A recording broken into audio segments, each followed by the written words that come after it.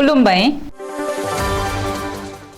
बे समाव बडलेण्ड इंखं टेलिभिजननि स्टुडिय'आव आं मिथिका नार्जारी दिनै मोनाबिलिनि गाहाय रादाबफोराव दङ 2023 मायथाइनि मेट्रिक आनजादखौ गोदान नेमखान्थिजों खुंगोन आनन्द शर्माखौ गोजौ फाहामथायनि थाखाय गुबुन जायगायाव लांनो हाया डिब्रुगड़ मुलुगसोलोंसालियाव रेगिं खालामग्रा गुबुन सासे फरायसाखौ हमबाय कभिड भेक्सिन थुजानानै जिउ गोमानायनि बिबानखौ सोरखारा लाया फुजा नार्जारीनि जोनोम सानखौ लोब्बा लानानै मिनि मिउजिक भिडिअ'खौ बेखेवदों मोनद' थुनलाइयारि बान्थानि थाखाय लिरगिरि फोसावगिरि बिथांमोननिफ्राय बर' रेबग्रा जथुमा बिजाब बिदों भारतीय रेलनि गरिब रथ एक्सप्रेसआव आरएसि टिकेट मोननाय नंलिया बडलेण्ड मुलुगसोलोंसालिनि गं 23 फरायसालिमायाव बिजाबनि आंखाल दानिया फैदो आबुं रादाबाव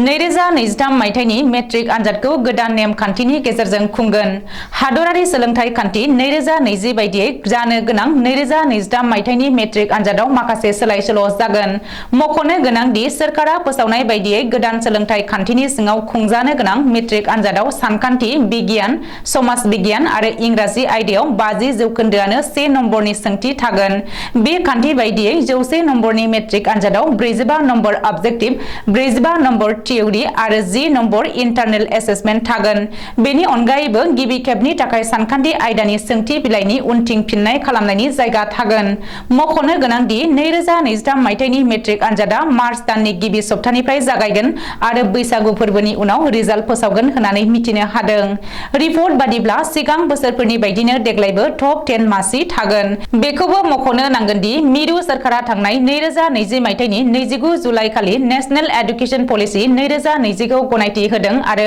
1986 मायथाइनि खान्थिखौ गोदान सोलोंथाइ खान्थियाव सोलायनाय जादों हादरारि सोलोंथाइ खान्थि 2020 आव गोजाम खान्थि 10+2 खौ बोखारनानै 5+3+3+4 खान्थिखौ आजावदों बबेखानि performance assessment review and analysis of knowledge for holistic development सुंद'यै फराक मुंनि एभालुएसन बर्डनि जोहै 10 थाखोनि आनजादनि मान होगोन होननानैबो ड्राफ्टआव मख'दों एग्जाम प्रसिडिउरखौ गोरलै खालामनो थाखाय सेमिस्टार सिस्टेम खालामगोन आरो हादरारि सोलोंथाइ खान्थि 2020 आव गुननि सायाव बांसिनै नोजोर होगोन होननानैबो फोरमायदोंमोन डिब्रुगड़ मुलुगसोलोंसालियाव गिख्रंथाव रेगिं खालामनाय जाथायनि गोदान सुलुङा सोराङाव फैदों हस्टेलाव रेगिं खालामनाय जाथायजों PGSUनि गाहाय नेहाथारि उज्जवल अंकुर बरायाबो लोब्बा दं होननानै सैनांनाय फरायसा आनन्द शर्माया फोरमायदों बेजों लोगोसे उज्जवल अंकुर बरायानो गावनि मबाइलखौ सेना लादोंमोन होनना आनन्द शर्माया अजद होदों मख'नो गोनां दि डिब्रुगड़ मुलुगसोलोंसालिनि रेगिं जाथायनि सायाव मेजिस्ट्रेट थाखोनि नायबिजिरनो बिथोन होनाय जादों आरो बे जाथायनि सायाव एडिसि संगामित्र बरुवानि दैदेननायाव नायबिजिरनो जागायदों रिपर्ट बादिब्ला PNGB हस्टेलनि 3 वार्डेन फारियै दिपज्योति दत्त पलाश दत्त आरो मुस्ताकुरमोनजों लोगोसे रेजिस्ट्रार परमानन्द सनवालखौबो गोख्रों जेरा खालामदों आरो 3बो वार्डेनखौ दिनै सासपेन्ड खालामबाय होननानै खौरां मोनदों मिथिनो हानाय बायदिब्ला आनन्द शर्माखौ गोजौ फाहामथायनि थाखाय दिल्लीनि एम्सआव लांनो लाहार फाहार खालामनाय जादोंमोन नाथाय बेबो जाफुंनाय नंलिया मानोना आनन्द शर्माखौ दिल्लीयाव लांनो हानाय नंलिया बे समाव आनन्द शर्माखौ लोर-सोर खालामनो हाया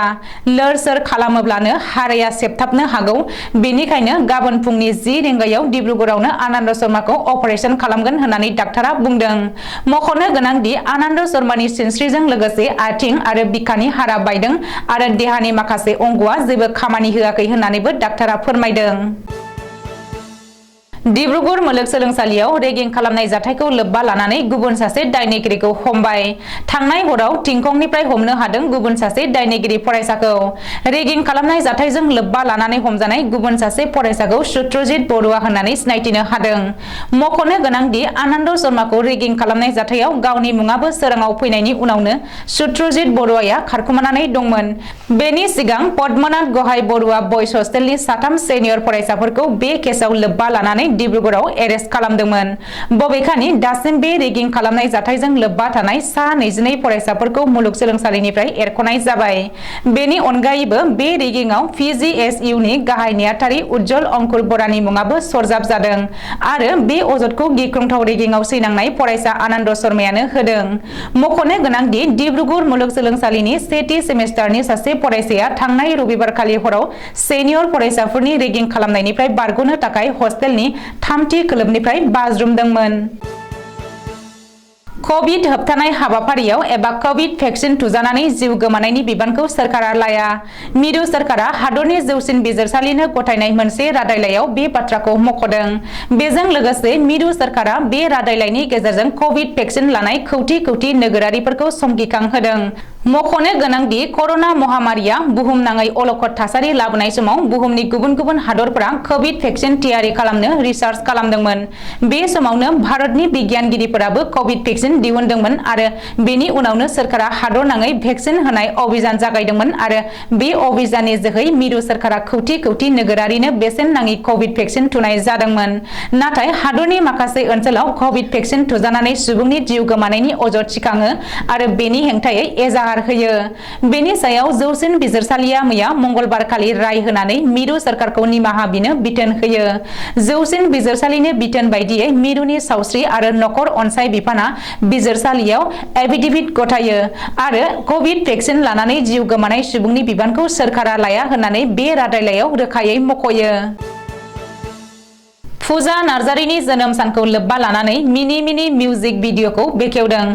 बर'नि जाखांफु महरगिरि सोरां नार्जारि आरो फुजा नार्जारिया फाव दिन्थिनाय मिनि मिउजिक भिडिअखौ बे भिडिअ एलबामनिनो फावखुंग्रि फुजा नार्जारिनि जोनोम सानखौ लोब्बा लानानै बेखेवनाय जादों। फुजा नार्जारि अफिसियेल इउटिउब चेनेलाव रिलिज खालामदों गोदान बर' रमान्टिक मिउजिक भिडिअ मिनिखौ। बे मिउजिक भिडिअ रिलिज खालामनाय हाबाफारियाव मुंदांखा देंखोगिरि उषा रानी, जुलि बसुमतारी, MG फिल्म्सनि प्रडिउसार जोंसार मुसाहारि, प्रेमजित गयारी, निहिर बर' आरो गोबांसाया बाहागो लानो हायो होननानैबो मिथिनो हादों। बर' रेबग्रा जथुमजों बोसोरफ्रोमबो होजानाय गासै मोन 6 थुनलाइयारि बान्थानि थाखाय बिजाब दैथायहरनो बान्था सायख' दालाइ आफादनि लिंथुमगिरि कमलाकान्त बसुमतारिया बयबो लिरगिरि एबा फोसावगिरि बिथांमोननिफ्राय गावबा गाव सोरजिनाय बिजाब बिदों। गुबुन गुबुन आयदा आरो बिथिङाव लिरजानाय एबा गाव सोरजिनाय बिजाब जेरै सल'मा, सुंद' सल', खन्थाइ आरो गुबुन रावनिफ्राय राव सोलायनाय बिजाबफोरनि सायाव बर' रेबग्रा जथुमा गासै मोन 6 थुनलाइयारि बान्थाखौ बोसोरफ्रोमबो होबोबाय थानाय बायदिनो देग्लाय 2023 मायथाइनि बान्थाखौ फैगौ जानुवारि 2023 नि 4थि सप्तायावनो फोसावगोन होननानै मिथिहोदों। बेखायनो 1 जानुवारि 2020 निफ्राय 2022 31 डिसेम्बरसिम गेजेराव दिहुनजानाय बिजाबफोरखौ दैथाय हरलायनो खावलायदों बर' रेबग्रा जथुमनि जानानै लिंथुमगिरि कमलाकान्त बसुमतारिया। बान्थाफोरनि मुङा जादों फारियै आसा मोसाहारि थुनलाइयारि बान्था, निमाथि मोसाहारि उन्दै लिरगिरि थुनलाइयारि बान्था, खुगा थुनलाइनि अजा सुकुमार बसुमतारी थुनलाइयारि बान्था, फोरोंगिरि महेन्द्र मोसाहारि रावस्लाय थुनलाइयारि बान्था, प्रबिन बरगयारि खन्थाइगिरि बान्था, लाइमोन लिरगिरि बर' थुनलाइयारि बान्था। दैथायहरनायनि जोबथा खालारा 31 डिसेम्बर 2022। दैथायहरनायनि थं convener award committee Bodo' writers academy, CEO इंखं पाब्लिकेशन बिजनी, पोस्ट अफिस बिजनी, डिस्ट्रिक्ट चिरां, पिन 783390। भारतीय रेल बिफाना हान्थियारिफोरनि गाहामनि थाखाय सिगांनि बायदि गरिब रथ एक्सप्रेस ट्रेनाव RSC एबा रिजार्वेशन एगेन्स्ट कैंसिलेशन टिकेट होनाय जानाय नंलिया होननानै फोसावदों। आथिखालाव दुलाराय भारतआव गासै गं 54 गरिब रथ एक्सप्रेस ट्रेना खारगासिनो दङ। बेनि गेजेराव गुवाहाटी कलकाता आरो कलकाता गुवाहाटी बे गंनै गरिब रथ एक्सप्रेस ट्रेना सानफ्रोमबो खारो। फैगौ समाव जायफोरा गरिब रथ एक्सप्रेस ट्रेनाव हान्थिगोन बिसोरनो कन्फार्म टिकेटखौल' होनाय जासिगोन होननानै मिथिहोदों भारतीय रेलआ।